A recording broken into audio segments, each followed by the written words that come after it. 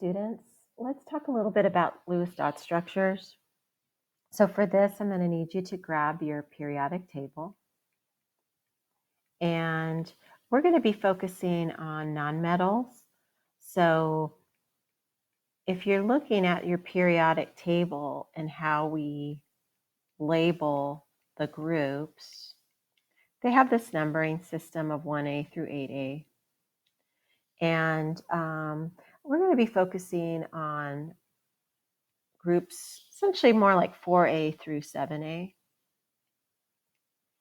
So that's carbon's group, nitrogen's group, oxygen's group, and fluorine's group. And the first thing we're going to talk about, which you may or may not have had in your lecture yet, is the idea of valence electrons. Okay, so hopefully that sounds familiar. If it doesn't, then I'll just give you a very, very quick rundown. So let's take carbon, for example. It has a total of 6 electrons. So if you're looking at carbon's atomic number right up there, that's a 6. And but they aren't all equally important in terms of bonding to other atoms. So those of you that have had this in your lecture, electrons are organized according to shells and subshells. And if that looks scary and you haven't had it, all I want you to think about is that the atom's like an onion.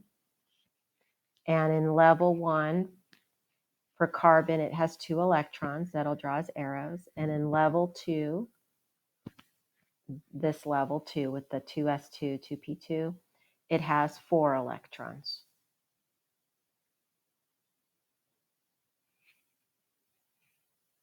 How about I draw it more like this?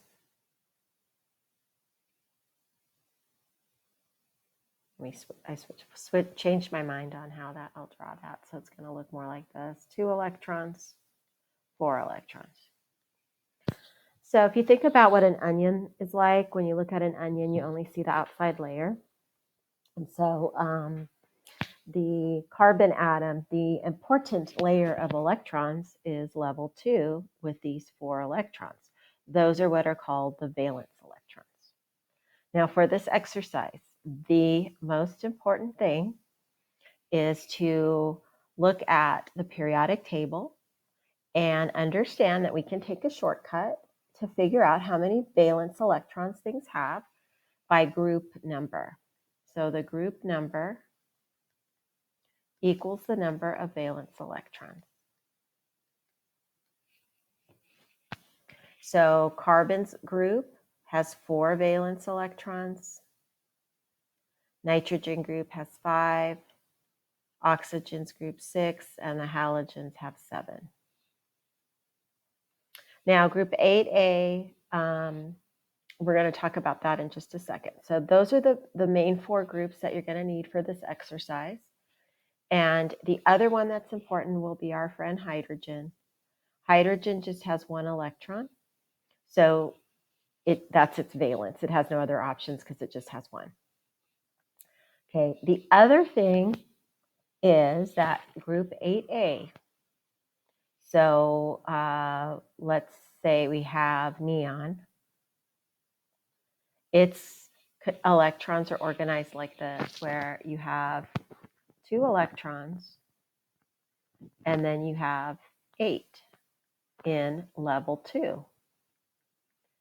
And if you've had electron configurations, it'll look like this, 2s2, 2p6. And one of the things you might have learned is that this shell, this outer energy level, is now full. If you have not learned that, that's still okay, because then I can tell you that there's a rule in chemistry that here are these 8 electrons in this outer shell. That means it's full. So all of our atoms want to get to 8 electrons by bonding to other atoms. There's going to be exceptions. Hydrogen is an exception. Okay, and why is it an exception? Is because it really can't get to the 8. It's too many. It's going to be stable with just 2. And I'm going to highlight that in just a second. So that whole idea of having stability like group 8A is called the octet rule.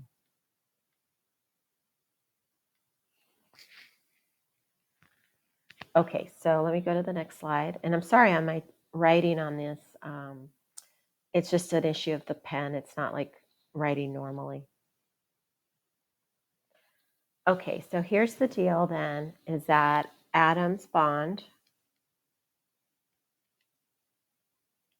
to form compounds. And our rule of thumb is that they want to end up with 8 valence electrons. So they're going to bond to achieve stability. And that's going to be that magic number of 8 electrons. So I'm going to write over here in the corner because I'm going to show some sample examples. Hydrogen, this is going to be our valence electron. Carbon 4, nitrogen 5, oxygen 6, fluorine 7. Okay, those are the groups. And maybe I should have written those guys as more like the periodic table so I don't confuse you. So carbon, nitrogen, oxygen, fluorine. Group 4A, 4 valence electrons, 5 for N, oxygen 6, fluorine 7. Hydrogen has 1 electron, so these are its valence. Now let's talk about wanting to achieve stability means they're going to bond with other atoms to get to the magic stable number of 8 electrons. Okay, now there is an exception, and our exceptions is hydrogen. It only needs 2 electrons for stability. And then there are other ones. I don't know if they'll be stressed in your lecture, but beryllium's group only needs 4 and boron's only needs 6 to be stable. Okay, everyone else that you're going to deal with needs to get to 8. Okay, so let's start with 3 very important molecules.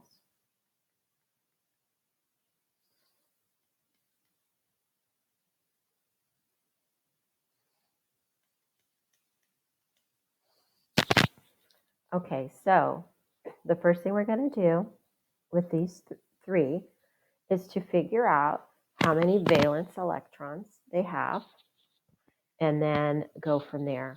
I think what I'm going to do is just focus on CH4 at first. Okay, so rule number 1, what you're going to do to write what's called a Lewis dot structure, it's going to show its bonding to get to stability. Step 1 is you're going to figure out the number of valence electrons.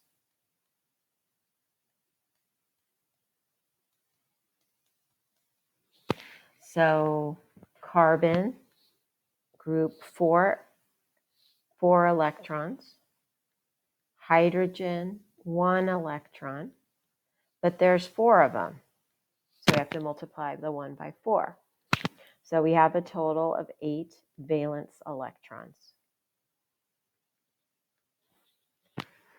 Okay, now I'm going to figure out who's bonded to who. The carbon will be in the center, and we're going to put the H's around it.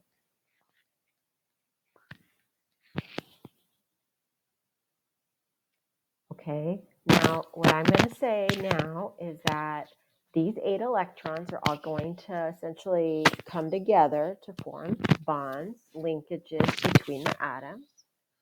So I'm going to say 2, 4, 6, 8. Each line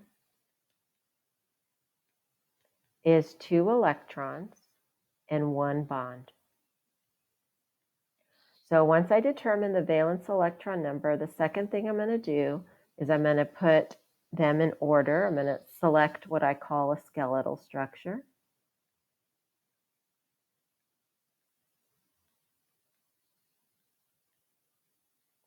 Of who's in the center.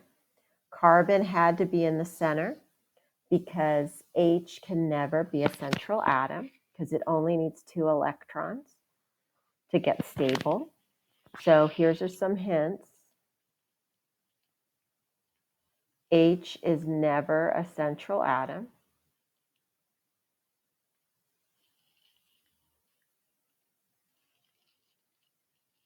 Another hint, H and fluorine, they'll always have just 1 bond. Carbon will have 4 bonds. Okay, those are some things to think about as you're writing your structures. And then lastly, if this is my periodic table here at the top with carbon, nitrogen, oxygen, fluorine, as we move across towards fluorine and up towards fluorine, atoms get more reluctant to be in the center of the structure. So carbon is more likely to be a central atom. Fluorine is less likely. So we'll see how that comes into play in a few minutes. Okay, so coming back to my structure, and I can go back through the process. I'll erase it.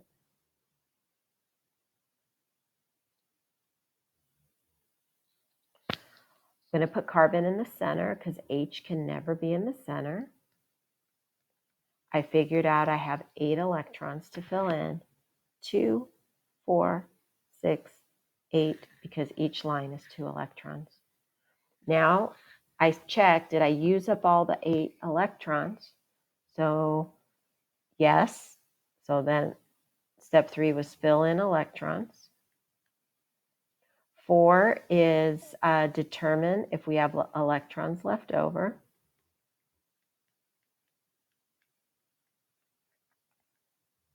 And then I have to make sure that everybody achieves stability. Hydrogen's done. Hydrogen has 1 bond, so it's done. Carbon has 1, 2, 3, 4 bonds. That was a hint. Carbon has 4 bonds. That's a good structure. But if I count the electrons, that's 2, 4, 6, 8, and that's my stable structure. So here's my stable structure.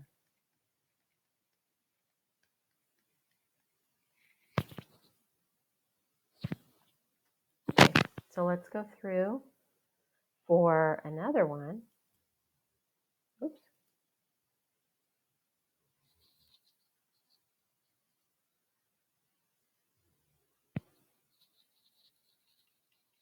Let's do NH3, or let's do water. Let's do water. Oops, sorry, I keep pressing the wrong thing. Okay, let's do water. So oxygen, group 6, so that's 6 electrons it's bringing to this. 2 hydrogens at 1, and this would give us 8 electrons. Let's look over at what I wrote.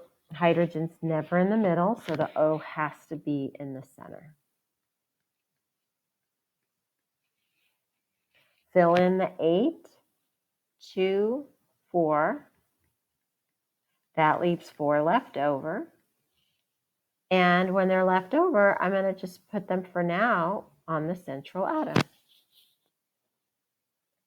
And I'm done now, right? I just used up all of them. I'm going to count 2, 4, 6, 8. My oxygen has reached that stability. Okay. All right. Excuse me. So let's do a couple more just to show you some key things. If we have a structure like NH4 plus,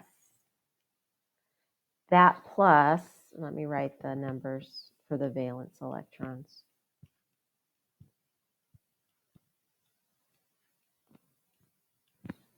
The nitrogen has 5 plus 4 times 1. Now the plus means that we're going to subtract an electron. So we're back to 8. If it's like SO4 2 minus, the negative means that we'll add electrons.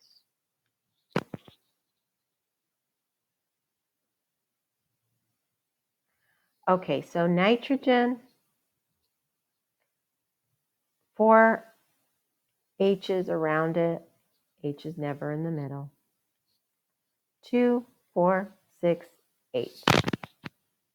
I've used up all my electron number, and it's stable, and I am done. As icing on the cake, normally if they're charged, we draw little brackets around them and put the charge around at the top. Okay, let me describe to you one other thing. Let's do HCN.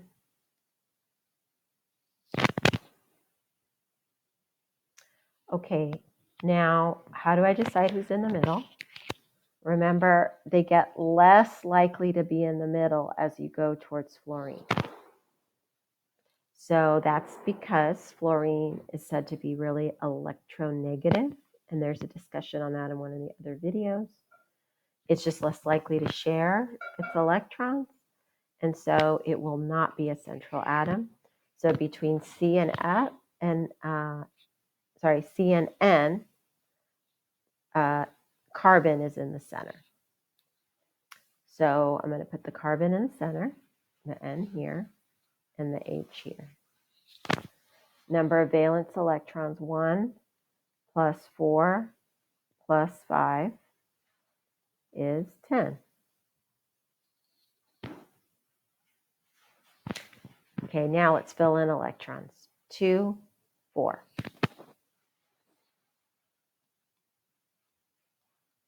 I have 6 left over.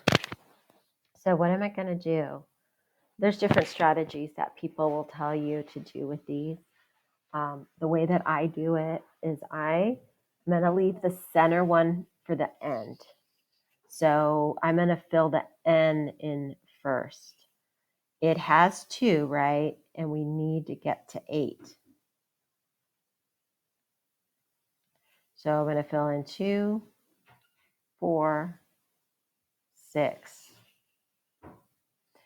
So out of the 6 that I had, I'm done. I can't get any more electrons. But let's look at carbon.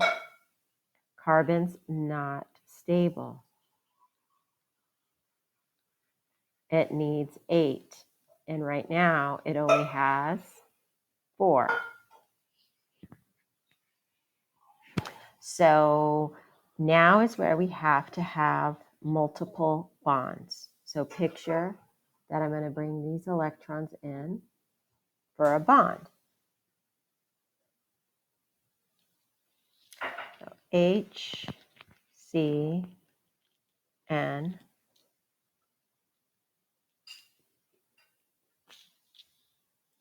So let's analyze what's happening there.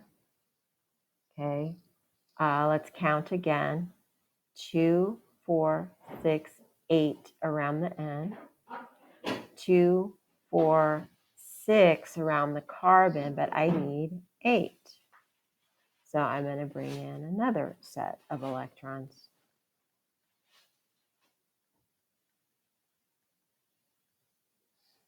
To form HCN with a triple bond.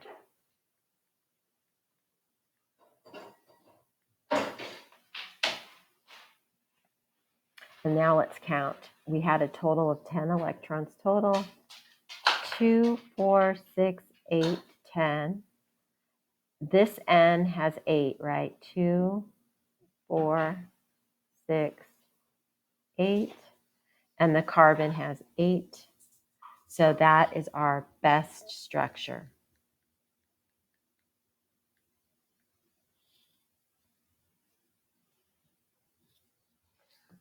Okay, let's do another one. So let's take a look. We have, let's do C2H6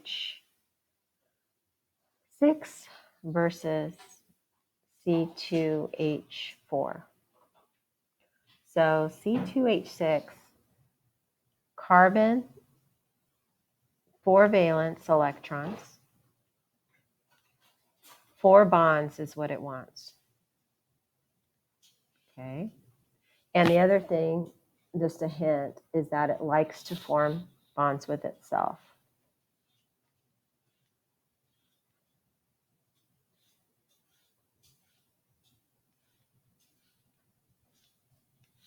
So here's the carbons.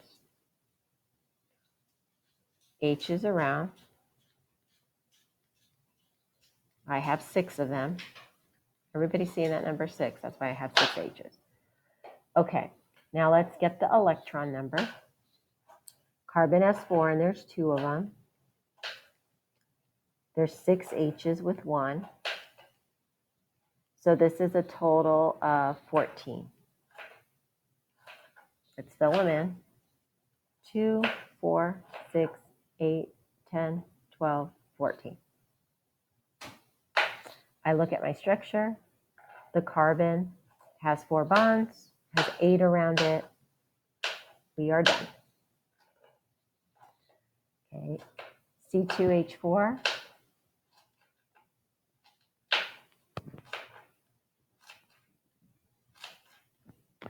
Where I put the H's doesn't matter too much. I'll be honest that most of the time if they start this in a textbook, they'll move them to the side, but that's okay either way. It'll look more like this. Okay, carbon, 4 electrons, 2 of them. 1 electron for 4 hydrogens. Or sorry, 4 hydrogens with 1 electron. So this guy would be 12 total. 2, 4, 6, 8, 10. And so we have 10. I have 2 left over.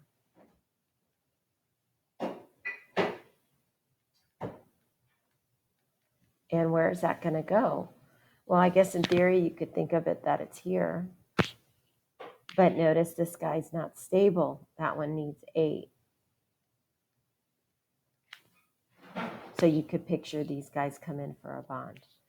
Another way is to say, hey, I know that carbon needs 4 bonds. So I could have made a multiple bond there to begin with.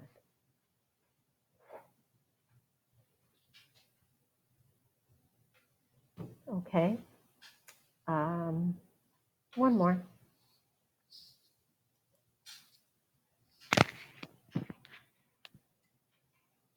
How about C2H2?